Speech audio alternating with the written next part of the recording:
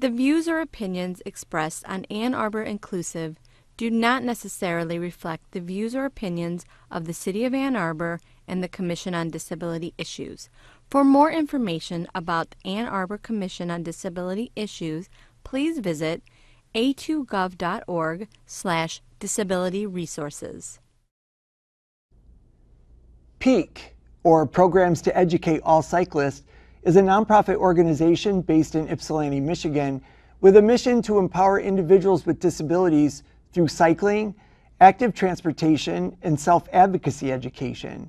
PEAC believes that biking and alternative modes of transportation play a critical role in increasing community access, fostering social involvement and self-esteem, and promoting healthy lifestyles among individuals with disabilities. Their mantra says it all: PEAC knows that everyone can ride. We are pleased to have the founder of PEAC, John Waterman, with us today to tell us more about his great organization. Before we meet John, let's take a look at some video footage that he brought along. A group of young people is gathering in a parking lot. They are listening to a middle-aged woman speaking to them. Graphics read 2 days, 2 community conversations, more than 75 young adults. And they want to hear from you about the places that you need to go in your community, how you get there, and what challenges you're facing getting where you need to go. So all of your voices today are going to be A series of interviews. Well, the places I need to go, mostly to the store. Like Target or Meijer. Kroger. Oakland Mall and Fairlane Mall, downtown Farmington Bakery. I go to 7-Eleven a lot. I'm an adventure kind of guy, ladies man. So I like to go out some dates with my friends. Sometimes to the ball games. The zoo. The movies. Henry Ford Museum. And some flower shops. I like to ride around my neighborhood, and I like to go out to my grandma's house in Heartland. Basically catch the bus wherever I can. What are the options you like to An image of a bus. Smart bus. I like my independence. I'll probably take the bus. I'd rather the smart bus. I do like taking the bus. It's convenient, just as long as I know where I'm going, it's just easy for me to hop on. They need support in helping them find the routes. They need help with calling, knowing how to contact the smart bus. Well, at my last IEP, they were trying to get me going on transportation, like what type of transit I'd like to use, and so far we're looking at a smart bus. I want to get to this place, but I can't. I'll just take the bus, and I can tell the bus driver where I want to go, and the bus can drop me off there. A bike safety class where they are learning how to wear a helmet, stop properly, and check a wheel. I have to say I am a bicyclist enthusiast. No, I like to ride my bike on the road, actually. Sometimes I ride my bike about 30 miles a day. The roads are kind of bad right now. There's a lot of potholes on the road, it's dangerous. You can break a tire, you can hurt yourself, you can fall off the bike. Yeah, like I said, the car gets close to the road, some people get scared too, John, welcome. Thank you, Tom. I think if you ask me, my priority for cycling would be to get to the bakery. The donut shop's always a great place for me to go. I absolutely. Definitely have not missed too many in my life of riding. Right, I'm with you there. So tell us, how did PEAC begin? Actually began back in 1987 when I was teaching in Battle Creek, and a student was hit by a car and severely injured. That student faced a moderate cognitive impairment before they were hit, and the severity of their injuries actually was life-altering, where the individuals needed to learn to take care of themselves independently. Went from a place of being a young man who was looking at independence, living on his own, to someone who needed a lot of extra care and extra providing. So it started out of tragedy, and I realized there's no training program for individuals with disabilities in cycling at that time. Okay, and so you started the program? I did. So it was actually started as a teacher, as an after-school program. I had 3 kids come out and were brave enough to learn to ride with me, and as time went on, we were able to break through a lot of barriers that showed that everyone can ride, and that it may take a little longer, or it may look a little different, but cycling is for everyone. Yeah, and so while we're talking about that, tell us about your motto and where that came from and the sort of the ideology behind it. So when you start groups and you have a nonprofit and you're really trying to grow, you need to have certain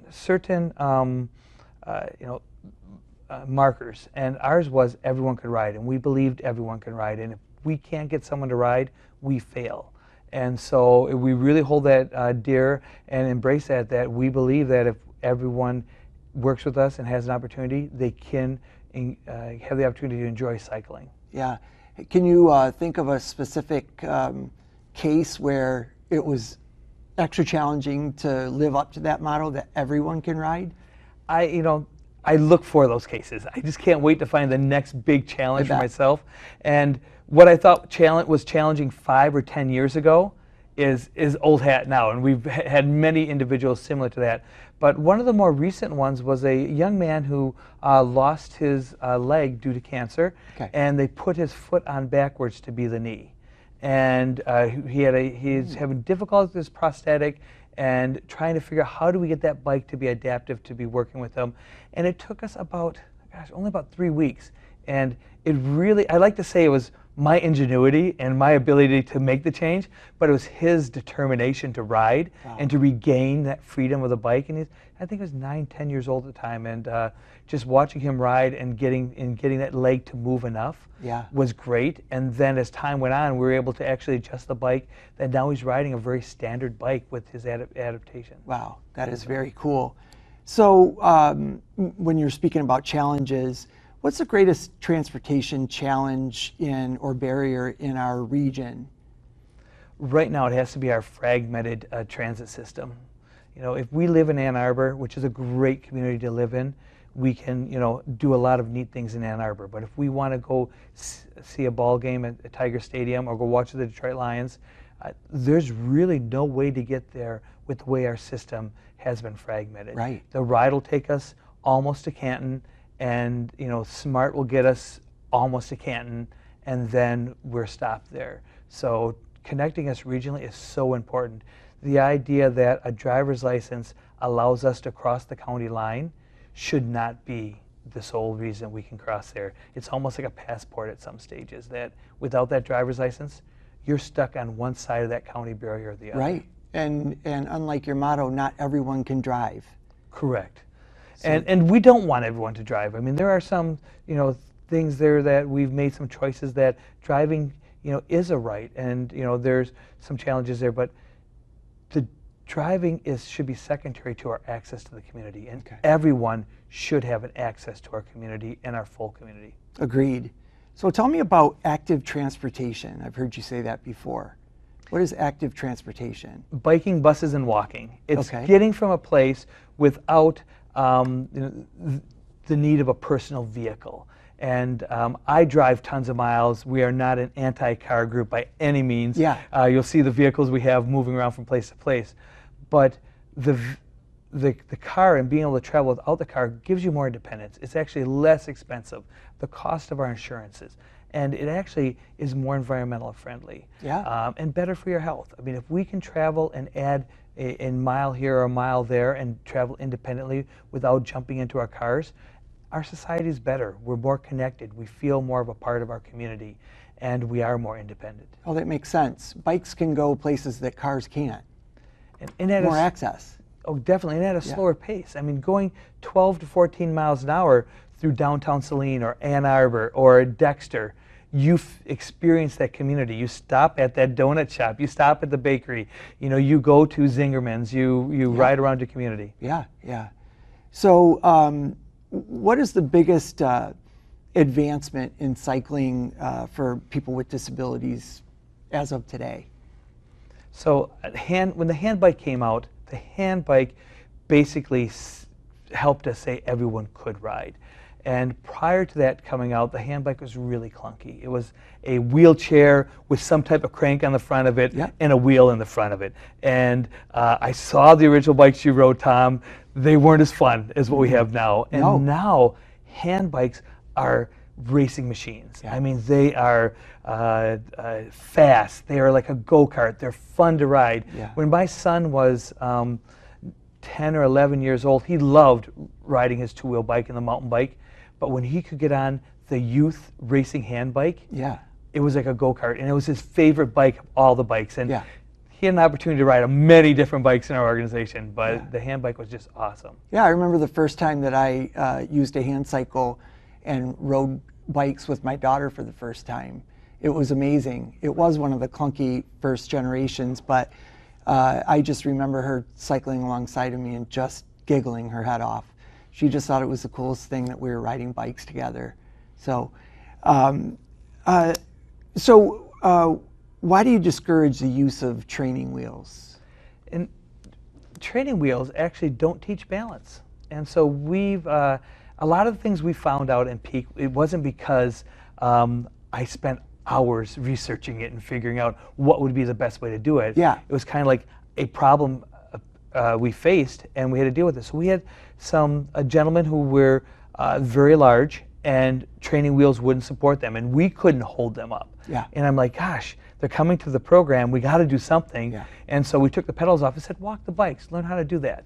And this was back in the late 80s, and all of a sudden I realized when they were riding training wheels, when you ride a training wheels, you actually lean the wrong way. So when the bike connects there, you lean your body there to feel the wheel. Yeah. Well, what you really need to be doing is pulling the bike back, understeering, and all the stuff that we learned that we found by taking the training wheels off, taking the pedals off, and say, start walking your bike. Now you run your bike, now you jog your bike. We were able to teach people to ride two bikes I never thought could ride previously. Shifting gears from cycling, how will driverless cars change travel? Driverless cars right now hold such a great potential. And like too often in society, we see this great potential and then we say, and this is going to help people with disabilities. And it's thrown on there. And you see the path that where it could help, but you never see that path completed. You never, the road is never traveled all the way. Okay. And so a lot of times, the idea that a driverless car could work for an individual's disabilities, it could if we make it so it can interface with a person with disabilities. Okay. Right now, a lot of the cars aren't being designed to be wheelchair accessible. They're being standard vehicles, and then, you know, we're not saying we're going to make this a universal design car. Interaction with the computer. You know, is it a touch screen? If it's a touch screen, people with visual impairments are going to have a really hard time using that. Okay. How are we going to put that technology in there? And so one of the fears I have is that we're not looking at the user and how the user uses the technology because we're just trying to get the technology to work. Or all users. Correct. Not looking at all users. Yeah, and we're trying to look at how do we mass market and how do we put this out, and then we start looking at individuals with vocabulary difficulties, cognitive impairments that may not have as many means to use a computerized system as others. We're not addressing that at all with the driverless car. So making sure that we address all users of the driverless cars to get this benefit, it has the biggest potential. But I think it So also are you has, an active advocate for the autonomous vehicles? I'm an advocate for autonomous vehicles that work for everybody. Okay. Yeah. And with the universal design of autonomous vehicle, yes. Okay. And speaking of vehicles, why do you discourage or not like electric vehicles, cars? I think electric vehicles offer a lot to our community for safety and environment, but the danger of electric vehicles, they are so quiet that if we spend a lot of time riding and we hear things before we see them. And so when we start riding with individuals with hearing impairments, it seems like, wait a second, how can that be tough to teach cycling? Yeah. But when you are riding out there and you close your ears up, and one thing we do with our staff is we put, you know, earplugs in and we deafen them so they can't hear, and the experience is surreal. It's much, much different. And so you're looking around. So the electric cars now are so quiet that they sneak up behind you more often. Yeah. If you have a visual impairment and you're listening to that motor to be the reason you travel out, you don't hear that car. So without that sound and that silence, makes them more dangerous. Yeah. When I'm cycling, I can't use the earbuds for music because I can't hear the road behind me. Right. And that's our first indication is when there's a vehicle coming up behind you. So that makes sense to me. What makes a community accessible? The community makes itself accessible, but it's universal design, listening to people with a variety of disabilities too often we'll set a disability commission together, or they'll meet someone who has a disability, and they'll make it accessible to individuals who use mobility devices. Or there'll be a very strong advocate who's visually impaired, and they'll meet that individual's needs because that individual understands their needs. Yeah. A true accessible community looks at all different users and all different disabilities, and how do you get from place to place? 8 to 80. How can someone with a cognitive impairment or autism that may have different needs get around our community and have independence in our community? What do we do? What do we put in place? And what type of training and understanding do we have as a society to do that? Okay. And how does cycling sort of combat isolation and turn it into inclusion? It becomes, we talk about recreation. And when I talk to my staff, our summer staff that works for us during the summers, the very first question is, what do you guys do in your spare time? And how many people with disabilities are in your bowling league? How many people have you golfed with a disability? You know, when you go to a place, what recreational activities are you doing with others with disabilities and seeing it? Okay. And these are individuals that have come into the field that are therapists, that are special ed teachers, doctors, and they're studying all these great professions and very caring people. And their answers are always none. And so recreation is our most segregated part of our time. Okay. It isn't mandated, and it isn't like a school or a workplace. And we self-select many times without people with disabilities. And it's really tough to do that. And cycling lends itself to everyone riding. Mm-hmm. And so PEAC, by pushing into all these events and just never asking, just showing up and doing it, right. We ride. So it would never be, if one of my staff would say, gosh, do you think our students could do this ride? I'd be offended. And it's like, no, we can do this ride, and we're going to show up and we're just going to do it. Yeah, right. I like that. That makes sense. Well, speaking of events, what's your summer cycling program? Our summer cycling program is a 7-week program where we really focus on development of skills. Many times it's youngsters learning to ride a bike for the first time, and the two-wheel bike is their goal. Okay. And we've had individuals who've come to our program that's took 10 years. Prior to us really working at PEAC in the 90s, the belief was someone that faced the challenge of Down syndrome couldn't ride a two-wheel bike because of low muscle tone, because of the heart, because of balance issues. And many times it's a challenge. And it's a challenge because the individuals have fear and they've fallen, and getting back up and riding is tough. So we spend 1 hour of intense therapy time working with students to learn to ride twice a week, and we do that for 7 weeks. Wow, that's great. It's kind of like a reading program at the library for school kids. But a lot more fun because you're on a bike. Yeah, so. Way more fun. Yeah, reading's important, yes. And it can be fun too. But so tell me about, I know that you have a partnership with the Ann Arbor Center for Independent Living, and they used to have a cycling program that they did themselves, but I know that you're helping out with that now. And how does that work?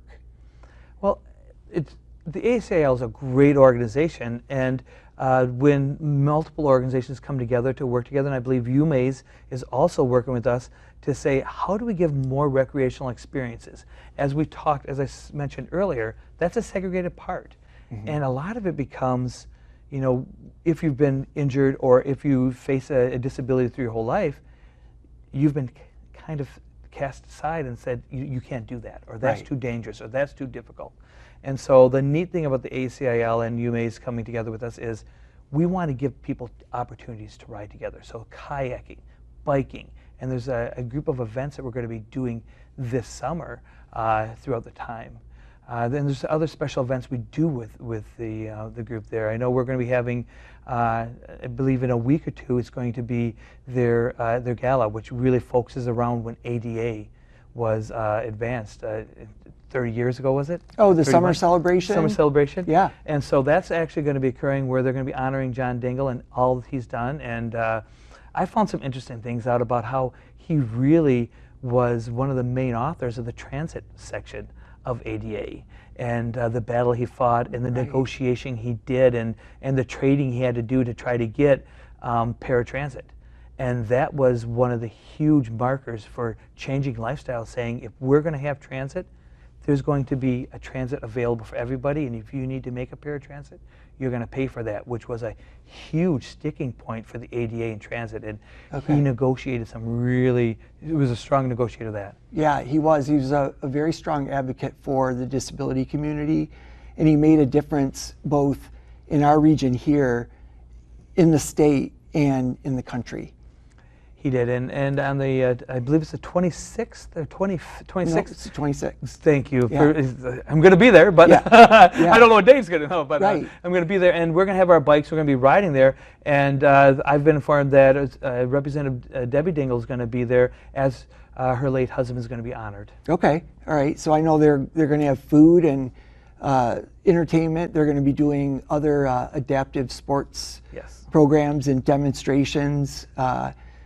Great food trucks and food booths, and it's a great time. You know, there's a cook out there. You know, you're grabbing hamburgers, hot dogs. You're enjoying your friends, and everybody's getting a chance to ride. And we're able to demonstrate that everyone can ride. Yeah. So some people that are out there thinking right now that, oh man, I don't know, what does cycling look like? It may not look the same as a two-wheel bike, but we will get you riding that day. And if we don't get you riding that day, I'll be coming to your house, or we'll figure out a way to get you riding. That will happen. Yeah. I mean, at the event with the ACL, we've been there, I think, the last 4 or 5 years. It's just been wonderful opportunities, and you know, staff always is out there excited to do that. Right. The bikes, and you know, there's other events out there. There's basketball, there's tennis, there's other things, but cycling is so cool that everyone just kind of blocks into there. Yeah, yeah. They block off sort of the parking lot in a certain area, and even can go out into Research Park Drive and around the loop. Yeah, I saw some parents last year that were just so emotional with the fact that their kid was trying a bike out for the first time. So I think that's a great enhancement to that party on July 26th. Correct. Right. Yeah. And it's going to be that's a Friday evening from 4 to 7. Yep. Correct. Yeah. Excellent. Yeah.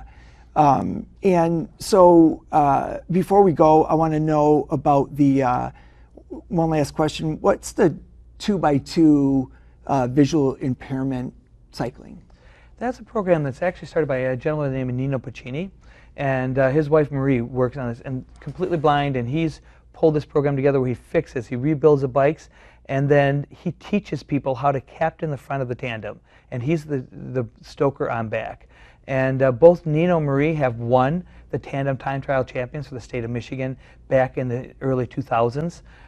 Nino averaged, I believe it was 28 miles per hour for a 40K, which is just on a tandem. Yeah, and it's just so fast. I mean, that was faster than Lance when he used to use the enhancements to compete. Yeah. So and then his wife, she actually won the women's division. So there was about 4 or 5 years that the state tandem champions were individuals who were visually impaired. Okay. And they're still super fast. If you see them out there, the racing clubs can't wait to jump on behind them. They've actually purchased a triple, so a captain can get on front of them and have those two push them around. So myself was not as in shape as I used to be. Yeah. I kind of make them work a little bit harder when I'm on the front of the bike, and they're pedaling and shifting and doing everything, and all I got to do is brake and steer. I don't think I've ever seen a bicycle for 3. We have 2 in the program, so there's not a lot of them, but it's hard to captain, but it sure is a lot of fun, and they're fast. So how does it work? A sighted rider rides in the front? Correct. Okay. And so Nino spent a lot of time teaching and talking people through, and Nino lives in Grosse Pointe, and he knows his community. So when you're riding with him, it was a little disconcerting the first time, because if you turned, a couple times I turned on the wrong road, and he's like, okay, when you pass Mac up here, come back that way, and then you'll jump on Jefferson, and then you'll be back to, to the house. And you're like, well, how do you know this? He goes, I can tell by the cars, John. I also know my own town. Wow. So getting around there, riding together, showing the tandem bike actually has been a great piece of equipment. Yeah.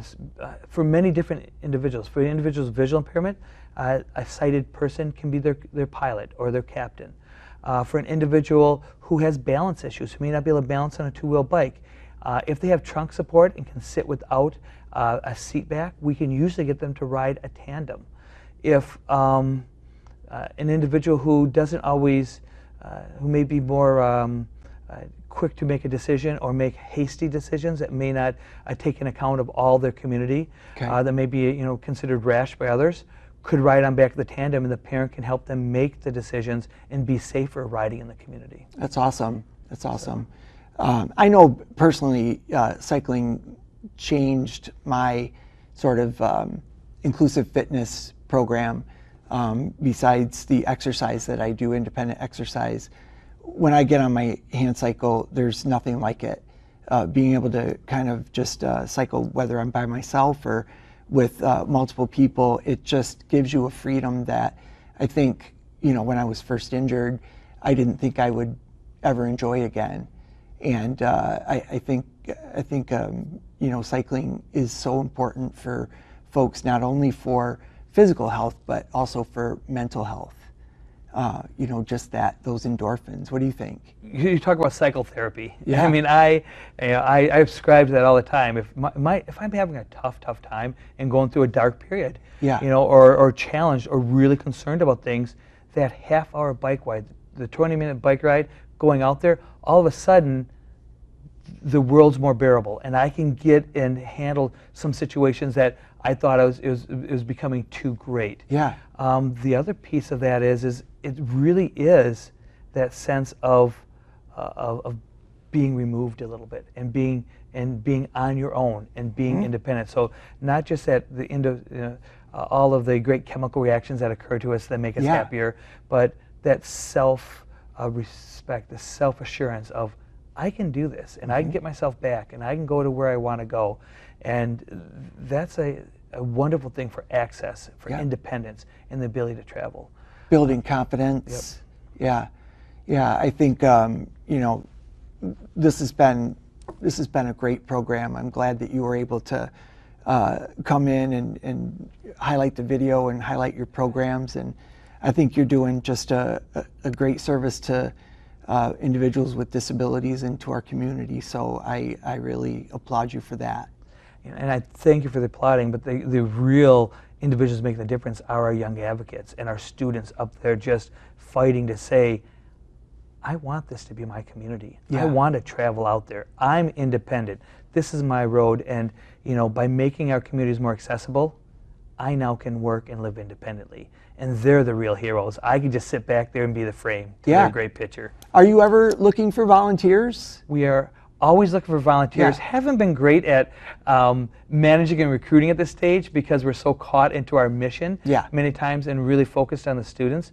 But there's always looking for volunteers, and our website is bikeprogram.org. Okay. So the opportunities of riding together, companion riders are great. The opportunity to ride with our students and learn to do it. And anybody who is a tandem captain, we don't have enough. We always need people to be in the front of captains. That's good to know. Want to captain the bike. Thanks, John. Well, I'm so impressed with PEAC and the impact they make in our community. They truly value the uniqueness of every individual and their goals and dreams. Their instructors are committed to providing an inclusive learning environment with a goal to give participants the tools they need to be self-advocates for change. Thank you to John Waterman from PEAC for being with us today and educating us all on the impact his program has in the community. For the Ann Arbor Commission on Disability Issues, I'm Tom Holtland. We hope to see you here next time on Ann Arbor Inclusive.